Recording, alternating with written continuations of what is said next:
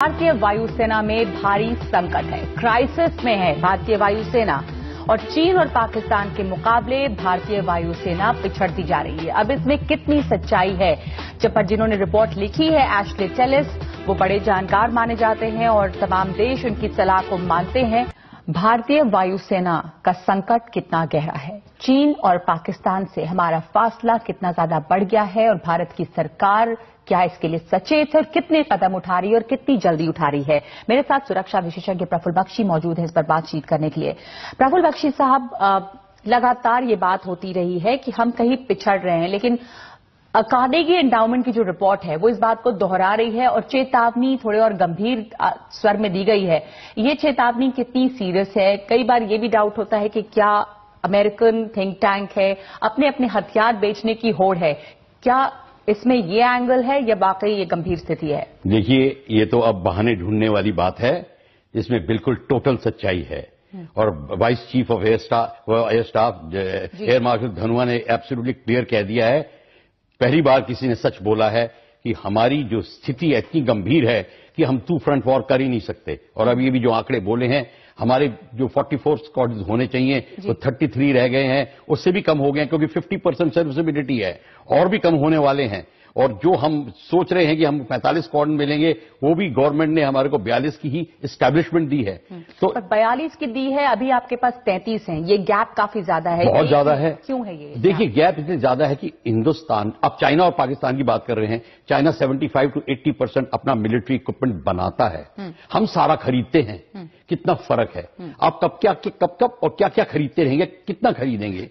और पाकिस्तान और चाइना मिल के बना रहे हैं, एक दूसरे की मदद कर रहे हैं, R&D दोनों की मिल के हो रही है। ये कितना फर्क है? हमारी R&D बिल्कुल नील के बराबर है जी। तो हमारे पिछड़ने की वजह कि एक तो हम इतना ना तो खरीद पाए और ना हम R&D में आगे बढ़े, हम डेवलपमेंट में भी। इंडिजिनाइजेशन प्रोग्राम नहीं है हमारा। हम कोई भी एयरक्राफ्ट नहीं बनाते, उसका इंजन नहीं बनाते, उसका वेपन सिस्टम नहीं बनाते, डिलीवरी सिस्टम नहीं बनाते, एवियोनिक्स नहीं बनाते, आप कुछ भी नहीं बनाते। और ये एयरफोर्स की बात नहीं है, ये आर्मी और नेवी की भी बात है। नेवी शायद स्लाइटली बेटर होगी, पर ये प्रॉब्लम हमारी इतनी गंभीर है कि अब ये जो बात निकली है, ये एब्सोल्युटली।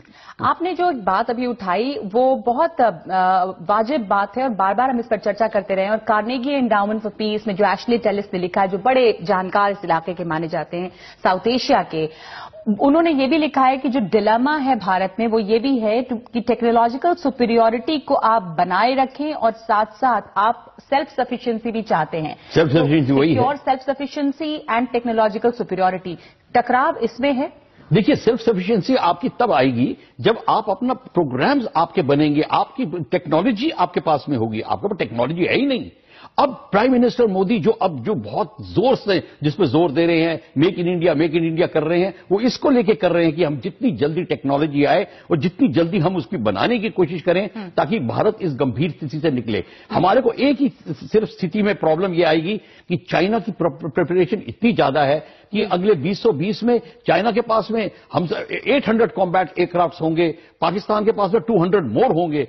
तो अब इस स्थिति को देखकर हमारे को बड़ी गंभीर चिंता हो रही है। 2025 तक मैं पढ़ रही थी, कहा गया है कि चीन कहीं भी, तिब्बत इंक्लूडेड, भारत के खिलाफ 300 से 400 फाइटर एयरक्राफ्ट उतारने की स्थिति में होगा।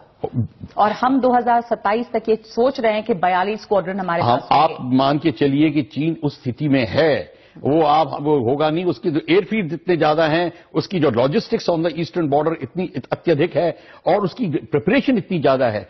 चाइना और पाकिस्तान मिलके उनकी जो कॉम्बिनेशन जो हो रहा है, वो इतना ठोस कदम उठा रहा है।